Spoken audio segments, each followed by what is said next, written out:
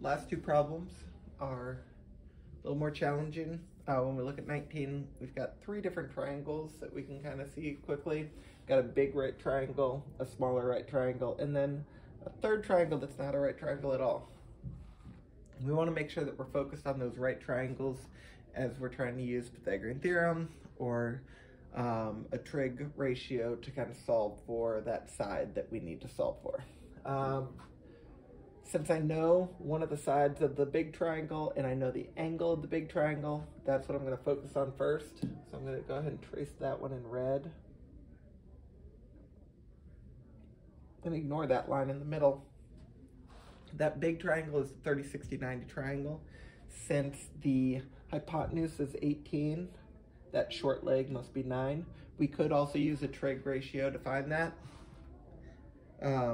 But, you know, we'd be using extra time that I'm not going to take on this video. Because now I do have to use that trig ratio. Because now that I've got the 9, I'm going to use that. Let's see if I can actually get this to right. There we go. With this smaller triangle to solve for the x. That x only goes that leg of the smaller triangle. So I know I've got one leg of the triangle that's 9. I'm going to look at what I'm focused on, that angle, 35. This is the opposite, and this is the adjacent. When I see opposite and adjacent, it's tangent. So I know the tangent of 35 is equal to the opposite 9 over the adjacent x. Multiply both sides by x, divide by tan 35. X equals 9 divided by tan 35.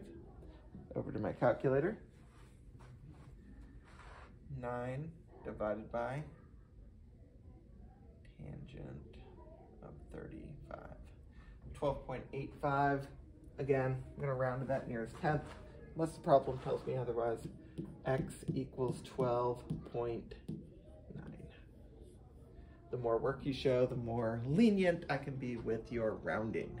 No work if you just write down the answer. If it's not exactly what I wrote down, it is not going to get you anything. Second problem over here, number 20. We've got an isosceles triangle that does not have a right angle. I can't use a trig ratio. I can't use Pythagorean theorem until I realize that isosceles triangles, if I drop an altitude, it creates two two congruent right triangles. So if that leg is x right there, this leg is x, that's hypotenuse, is x, that hypotenuse is x. It also splits that bottom side in half, so this side is 4 and this side is 4 to get to that total of 8. And since it is isosceles, that angle is also 20. Now I'm going to focus on just one of those right triangles. I'm going to go ahead and look at the one on the left. And I know my focus angle is going to be the 20. And I'm going to use the adjacent side of 4 to find the hypotenuse x.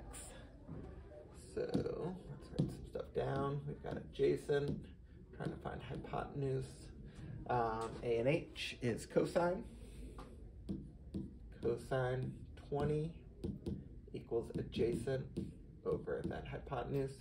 Multiply by x, divide by cosine of 20. And so x equals 4 divided by cosine 20. Over here, handy dandy calculator. 4 divided by that cosine 20 is 4.25. Again, round to that nearest tenth. X equals 4.3.